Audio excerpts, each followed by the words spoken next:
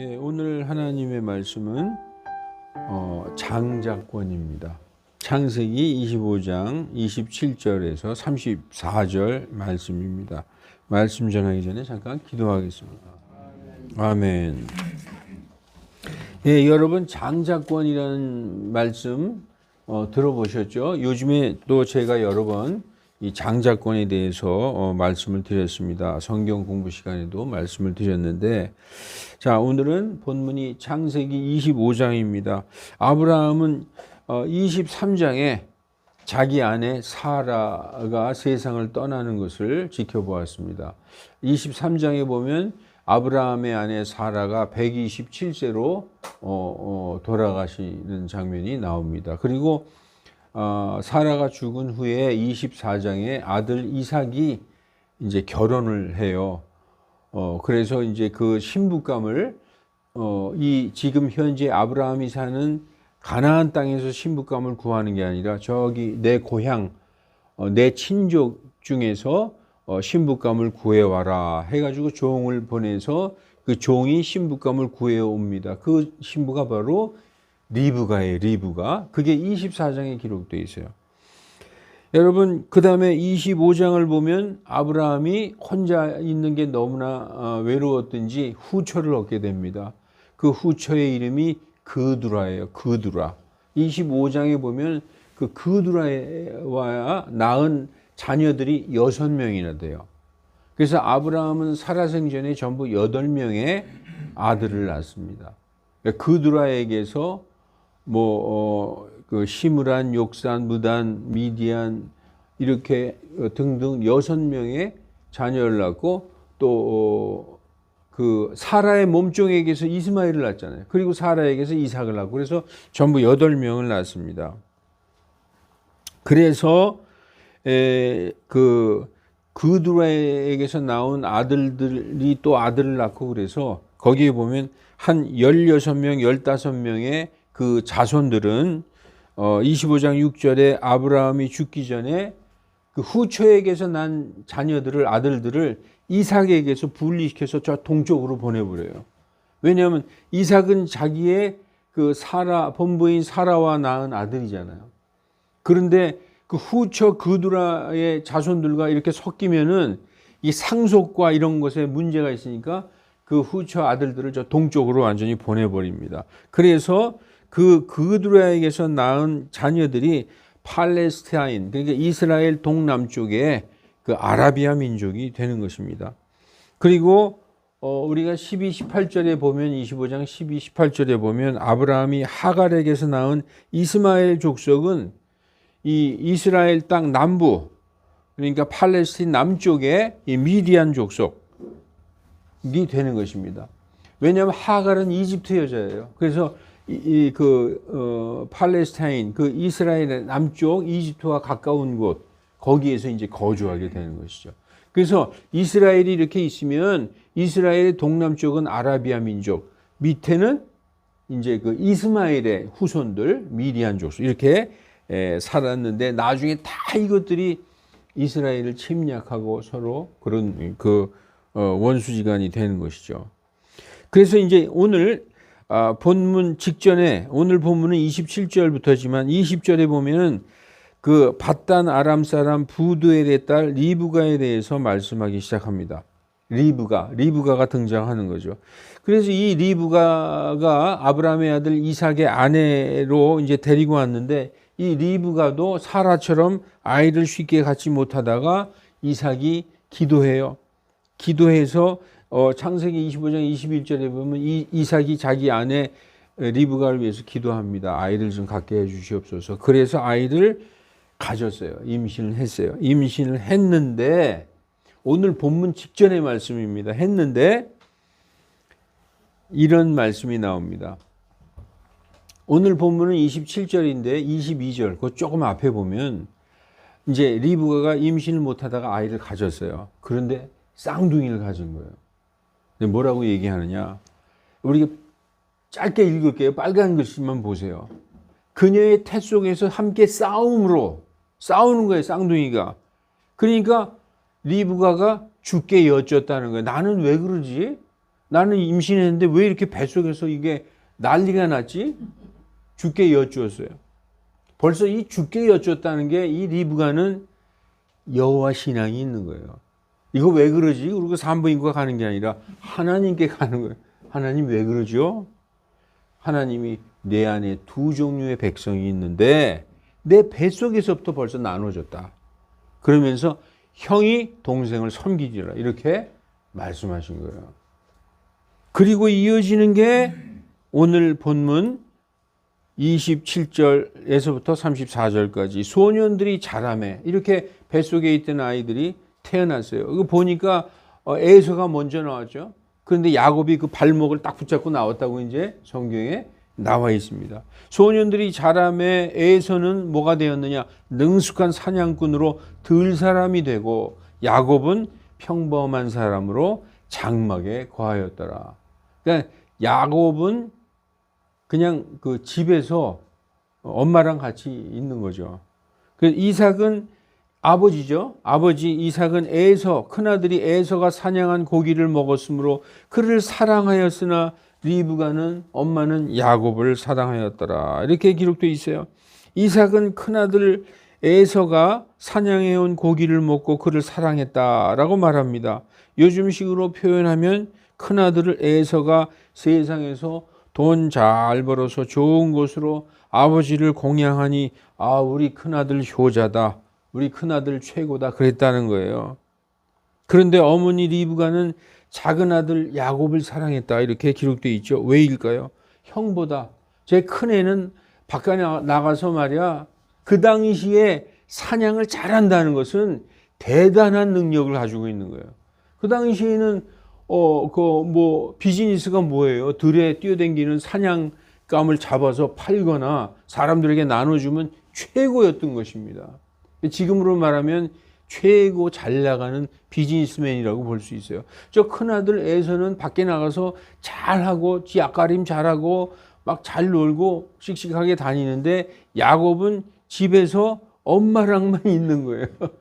근데 이 리브가 엄마가 야곱이 안쓰러워서 우리 둘째 아들은 참 안쓰럽다 그래서 야곱을 사랑했을까요?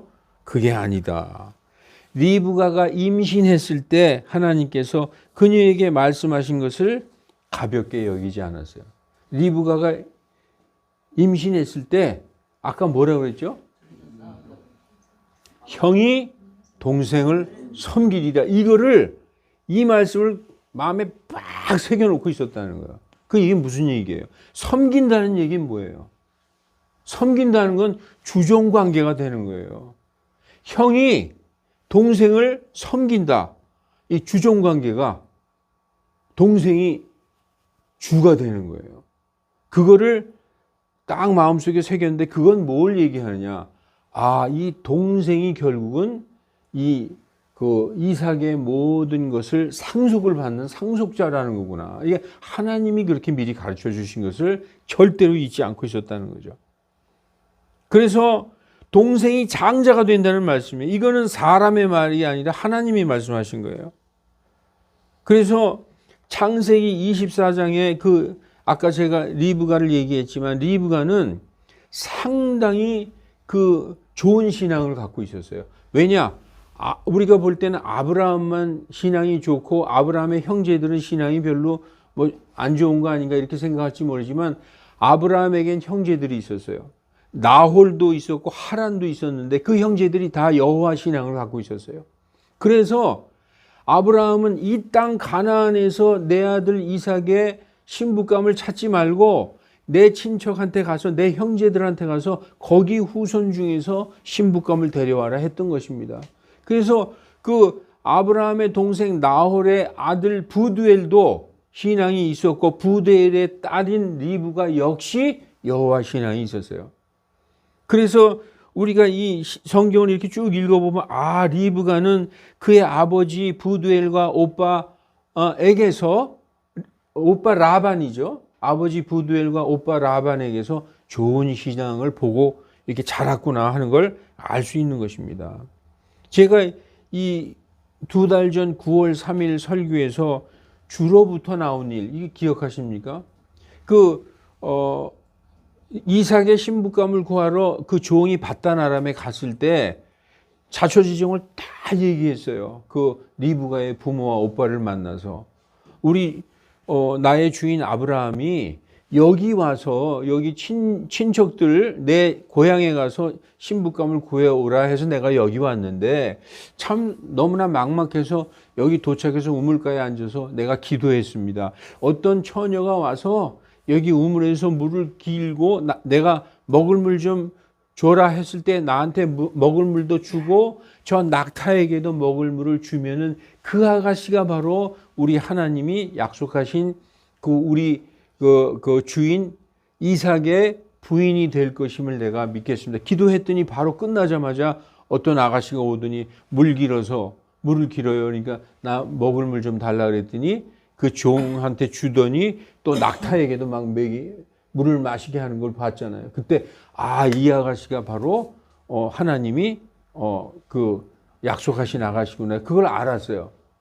그래가지고 그 라반의 집에 그 리브가의 집에 가서 초대됐을 때 그 부모들이 뭐라고 그래요? 자초지종을 다 얘기했더니 이것이 주로부터 나온 일이니까 우리가 뭐 가지 말라 가라 소리 어떻게 하느냐. 이걸 보면은 이 리브가의 아버지 오빠 이 집안은 여호와의 신앙이 이미 있었던 집안이죠.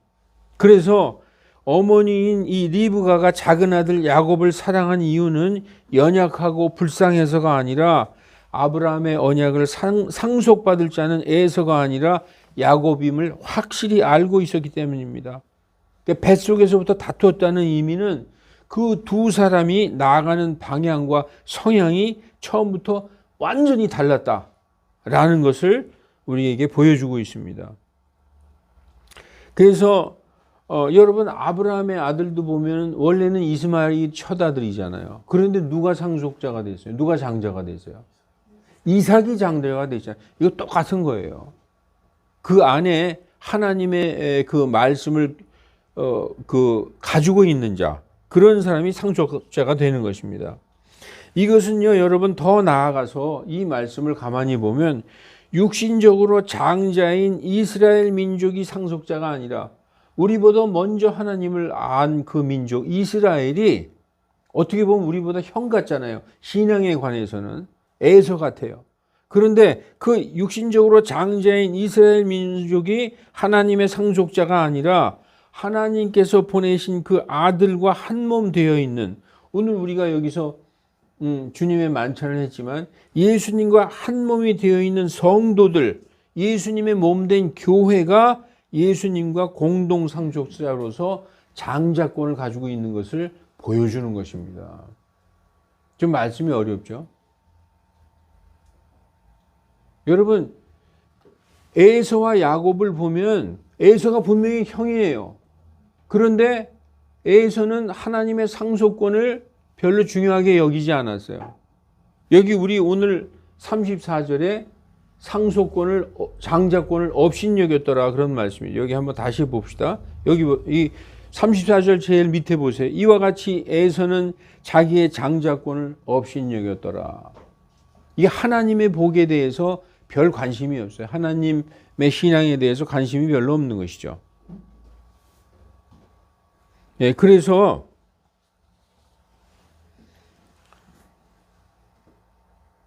이 이스라엘 민족, 우리보다 먼저 된 이스라엘 민족이 상속자가 아니라 하나님께서 약속하신 그 아들 예수님을 믿고 구원받은 교회 예수님의 몸된 교회에 속해 있는 자들이 바로 상속자다 이렇게 말씀하고 있어요. 그래서 로마서 8장 17절에 자녀이면 상속자, 우리가 바로 하나님의 자녀라고 얘기하잖아요. 하나님의 상속자요 그리스도와 공동 상속자다 이렇게 얘기하고 있어요.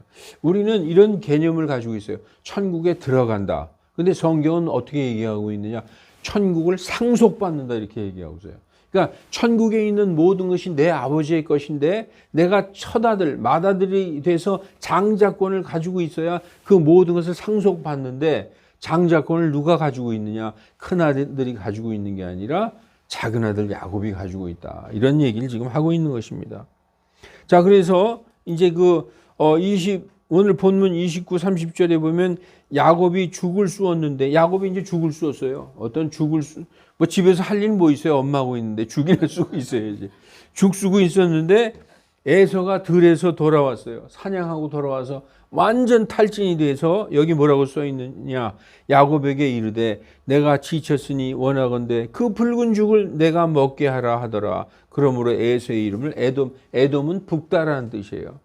그래서 이제 이 붉은 죽 한 그릇에 장자권을 팔은 자라 그래가지고 이제 에돔 북다라는 그런 별명이 붙었나 봐요.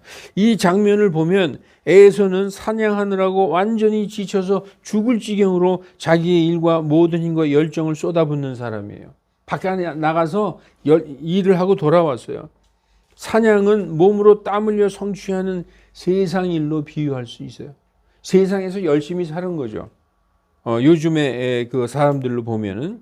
그래서 27절에 그를 능숙한 사냥꾼이라 했듯이 활동적이고 열심히 사업하고 노력해서 돈 잘 버는 성실하고 유능한 사람이다. 이렇게 볼 수 있어요. 지금 현 시대의 관점으로 보면.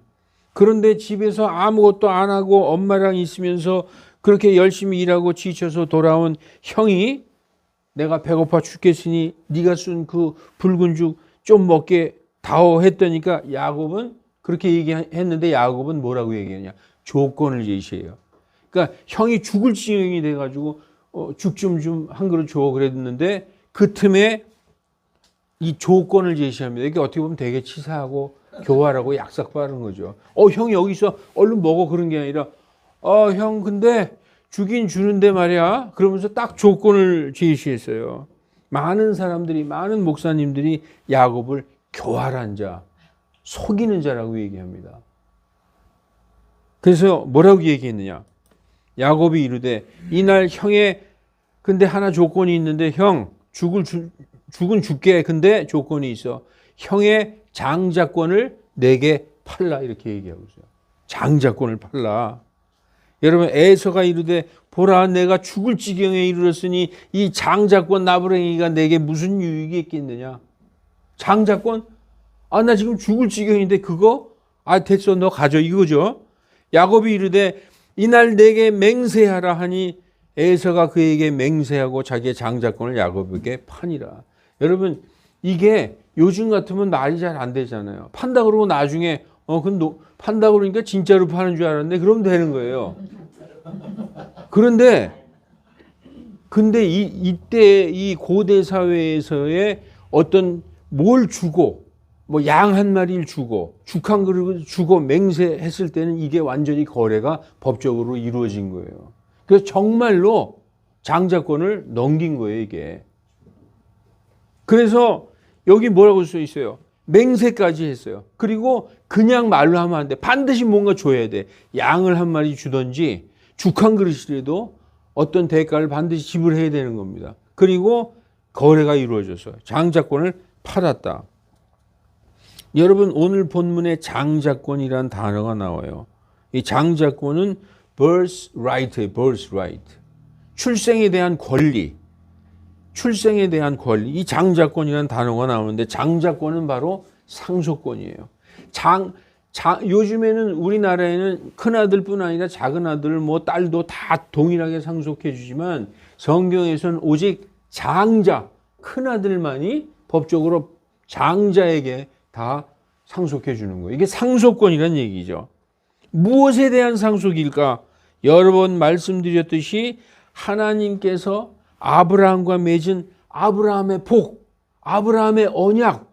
자 보세요. 아브라함을 하나님이 불러내셨어요. 저 갈대아 우르 바벨론 땅에서. 그래서 아브라함과 하나님이 무조건적인 언약을 맺으셨어요. 복을 주겠다고. 근데 그 복이 누구에게 상속됐어요? 이삭에게 상속됐잖아요. 그 이삭에게 상속된 그 아브라함의 언약이 이제 누구에게 상속이 되는 거예요? 야곱이 장자권을 샀으니까. 여러분 그 아브라함의 복이 뭘까요? 아브라함의 언약. 우리 너무 많이 했죠. 내가 내 이름을 창대하게 하리라. 아브라함 모르는 사람이 어디 있어요? 지금 아브라함 하면은 다 알아요. 모든 사람이. 중동 지방에서도 다 자기네 아브라함의 후손이라고 그래. 아브라함이 그러면 나쁜 이름인가? 아브라함 천하의 주길로 아니잖아요. 아브라함 그러면 하나님의 믿음의 사람, 엄청난 이름, 아브라함, 이삭도 너무 잘 알아. 이삭 토스트라고도, 그것도 이삭을 붙여가지고. 왜냐, 너무나 유명하니까. 야곱도 다 알아. 그 이름이 창대하게 됐어요. 이방 민족도 모르는 사람이 없어요. 그리고 너로 큰 민족을 이루게 하리라. 예, 큰 민족을 이루었죠. 어떻게 보면 뭐가 커요? 저 이스라엘밖에 없잖아요. 그런데 예수님을 믿고 하나님을 믿는 모든 민족이 아브라함의 후손이라고 그래요. 어마어마한 민족을 이룬 거예요. 그리고 내가 복이 되리라. 너를 축복하는 자는 내가 복을 주고 너를 저주하는 자는 내가 저주하리라. 엄청난 복이죠. 그리고 내 씨가 하늘의 별같이 땅의 티끌같이 많아지리라. 여러분 믿는 모든 자는 다 아브라함의 후손이라고 얘기하는 것입니다. 이때는 몰랐어요. 이스라엘 백성만인 줄 알았죠. 그리고 이 땅을 너와 내 씨에게 주리라. 아브라함이 살아있을 때는 가나안 땅을 상속받지 못했어요. 그러나 결국 역사적으로 아브라함의 후손인 이스라엘이 가나안 땅을 점령하지 않습니까? 지금까지 점령해가지고 그 땅이 원래 팔레스타인 원래 원주민들의 땅이었어요. 그런데 어느 날 갑자기 어떤 민족이 오더니 이거 우리 하나님이 우리한테 준 땅이야. 이러니까 그 사람들이 이해하겠어요? 지금까지 싸우는 거예요. 그래서 이렇게 아브라함에게 주신 언약을 이삭이 물려받았고 이삭이 물려받은 이 복이 이제 에서는 그것을 별것 아닌 걸로 생각했다는 것입니다. 그래서 여러분 31절의 장자권이 여기 장자권 다시 한번 보십시다. 31절 나오죠. 야곱이 이르되 이날 형의 장자권을 내게 팔라 그랬잖아요. 이 장자권이 그저 재산의 상속권이었다면 그냥 아버지 이삭의 그 양과 땅 이런 재산만 상속받는 정도였다면 에서가 만약에 그런 실질적인 어떤 금전, 땅과 양 뭐 이런 재산이었다면 에서가 아무리 죽을 만큼 배가 고팠어도 아버지로 물려받은 전 재산의 상속권을 쉽게 내줄 리가 없을 거예요. 이게 정말 돈이었다면. 그런데 그 지금 야곱이 얘기하는 이 상속권은 영적인 거예요. 눈에 보이지 않는 아브라함의 언약 이런 거였다는 거예요. 그래서 그것은 자기 대에서 이루어지는 눈에 보이는 물질적인 것이 아니었기 때문에 쉽게 내줄 수가 있던 거예요. 그래 너 가져라고. 그러니까 에서는 지금 배고파 죽겠는데 그까이 그 뭐가 중요하냐는 겁니다. 자기 할아버지 아브라함이 하나님께 받은 그 언약에 대해서 별로 중요하게 여기지 않는 영적으로 거의 무지한 자였다. 세상 일은 잘해. 현실적이고 물질적인 일에는 뛰어난 사람이야. 그러나 영적인 눈에 보이지 않는 어떤 앞으로 올 하나님의 복 이런 거는 그건 눈에 보이지도 않는 건 뭘 그걸 나는 그거 별로 이렇게 생각했다는 것입니다. 요즘 세상에서도 보면 지금 세상에 어떻게 잘 먹고 잘 사냐가 중요하지 죽은 후에 천국이 뭐 있거나 말거나 그건 죽어봐야 아는 거지 지금 그런 게 뭐가 중요하냐. 믿는 세상 사람들과 똑같은 모습을 에서가 보여주고 있는 거예요. 여러분 지금 이걸 보면 장자권 그거 죽 한 그릇에 팔 정도고 아브라함의 언약 그리고 장자권을 업신여겼더라 하는 그 말씀에서 우리가 알 수 있는 것입니다. 근데 여러분 이제 우리 입장에서 한번 보십시다. 근데 아브라함의 복이 우리 같은 이방인 한국 사람과 도대체 무슨 상관이 있단 말이냐 이렇게 생각하실 수도 있어요. 성경에서 이 장자권이란 단어는 정말 중요합니다. 중요하다 못해서 이 장자권은 천국에 들어갈 성도의 권리와 같은 거예요. 그거를 에서는 영적인 것에 무지한 자였기 때문에 죽 한 그릇에 팔아버린 것입니다. 아브라함의 복은 이 1차적 육신적으로는 이스라엘 백성에게 상속되는 것인데 1차적으로 눈에 보이는 것으로 볼 때는 이스라엘 백성에게 상속되는 거예요. 그런데 신약 시대에는 예수 그리스도를 믿는 성도들에게 아브라함의 영적인 복이 상속되는 것입니다. 그래서 여러분 이렇게 성경에 써 있어요.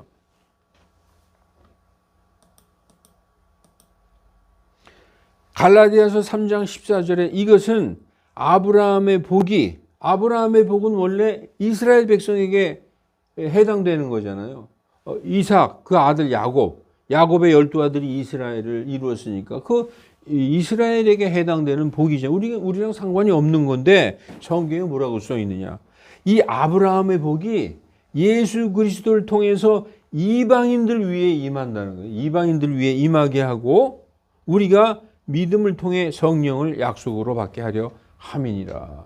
그래서 이 아브라함의 복은 이스라엘만 해당되는 게 아니라 결국은 영적인 복으로서 예수님을 믿는 모든 자들에게 주신 복이라는 것입니다. 그래서 아브라함의 복은 원래 이거잖아요. 아브라함의 복은 원래 이건데 이 아브라함의 복이 신약의 우리와 우리 한국 사람, 일본 사람, 미국 사람 뭔 관계가 있느냐 이거라는 거예요. 아브라함의 후손은 두 종류가 있다. 이것도 제가 한 거예요. 첫째, 육신적인 후손은 1차적으로 할례의 후손. 할례라는 것은 율법이에요.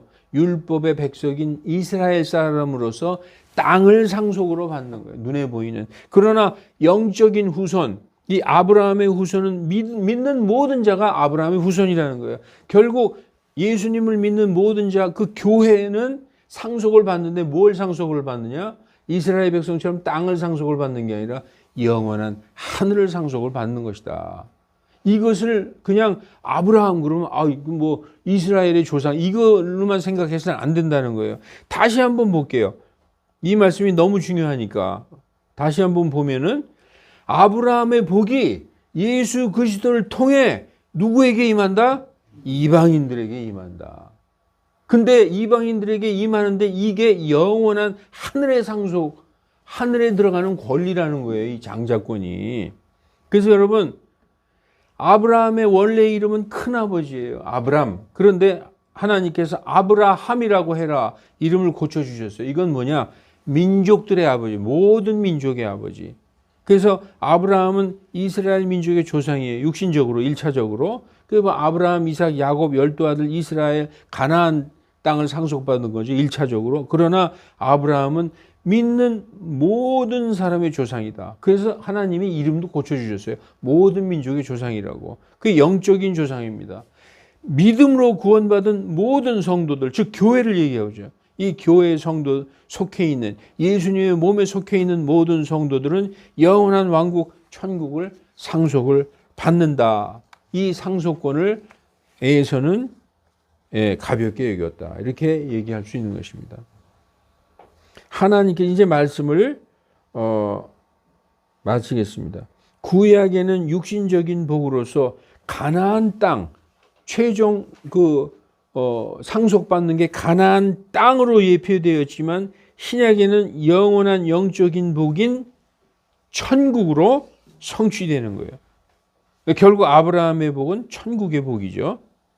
자, 이제 말씀을 정리하고 마칠게요. 하나님께서 왜 리브가의 태 속에 있을 때부터 여러분 이거 궁금하시죠? 왜 리브가의 태 속에 있을 때부터 야곱은 내가 사랑하되 에서는 미워하느니라 하셨을까? 하나님 마음대로지 뭐. 토기장이니까. 이렇게 만들다가 이거 확 던져버릴 수 있고 깨트려 버릴 수 있다.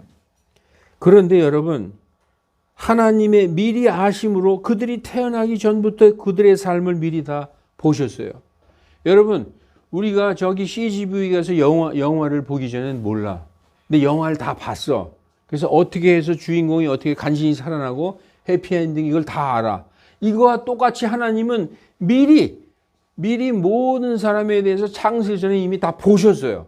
그래서 이 자는 어떻게 살고 어떻게 죽을 것이며 이 자는 어떻게 살고 이걸 에서와 야곱의 일생을 이미 미리 알고 계신 하나님께서 야곱을 사랑하신 이유는 야곱은 영적인 것과 상속권과 장자권과 이런 거에 대해서 관심을 갖고 사랑했고 에서는 그의 일생에서 그러한 것들을 다 무시하고 오직 육신적인 것만 추구했던 이걸 미리 아실 거예요.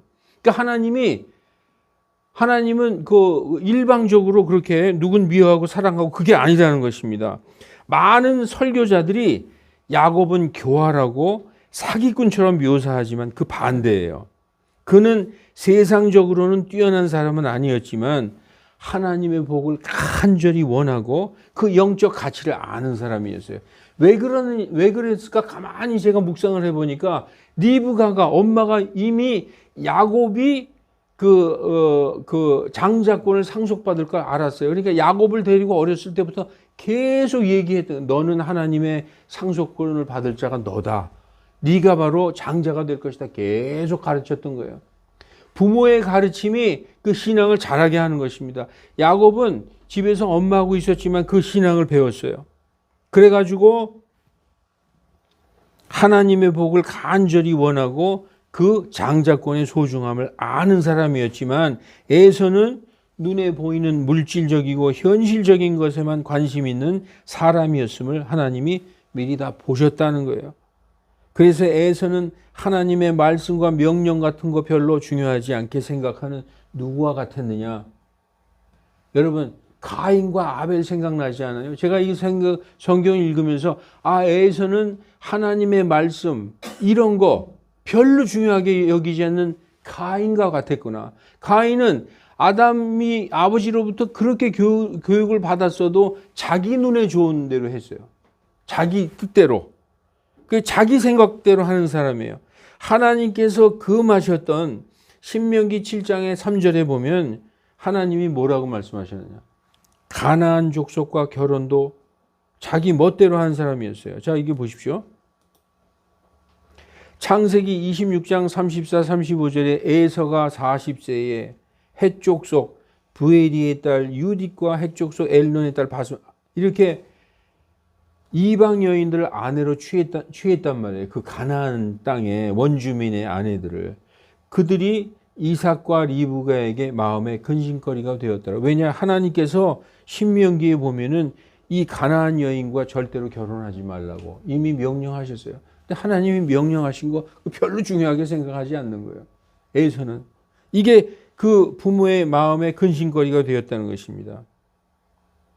여러분, 성경 전체를 통전적으로 보면은 공평하신 하나님께서는 인간이 결코 이해할 수 없는 그런 어떤 무조건적인 그런 것을 하시는 분이 아니에요. 그러므로 사람들이 하나님을 향하여 하나님 도대체 왜 그러셨습니까? 라고 할 수 없다는 것입니다. 그래서 여러분 이 말씀을 읽고 마치겠습니다. 로마서 3장 4절에 보면 주의 말씀하신 것에서 의롭게 되시고 판단 받으실 때에 이기시리이다 함과 같으니라. 여러분, 세상의 모든 사람이 성경을 읽고 하나님에게 공격을 해도 하나님은 다 우리와의 논쟁에서 다 이기세요. 왜냐하면 하나님의 모든 일이 의롭고 공평하시기 때문에. 예, 오늘은 이것으로 설교 마치겠습니다. 기도하겠습니다. 거룩하신 하나님, 성경을 통해서, 구약을 통해서, 창세기를 통해서 이 장자권과 상속권이 이 신약에 우리에게 무엇인가를 말씀해 주신 이 말씀에 감사드립니다. 이 신약 시대의 이방인으로서 사는 우리에게는 예수님 믿고 구원받은 성도가 결국에는 아브라함을 통해 주신 이 복의 상속권을 가진 장자들이라는 것을 깨닫게 해 주심에 감사드립니다. 하나님, 이 하나님이 주신 이 영원한 복을 에서처럼 업신여기는 그런 영적으로 무지한 자가 아닌 야곱처럼 이 세상 일에는 좀 떨어져도 하나님의 이 영적인 복에 대해서만큼은 정말 온 마음으로 간절히 소망하는 우리들 다 되게 하나님 인도하여 주시옵소서. 감사드리며 주 예수 그리스도의 이름으로 기도하옵나이다. 아멘.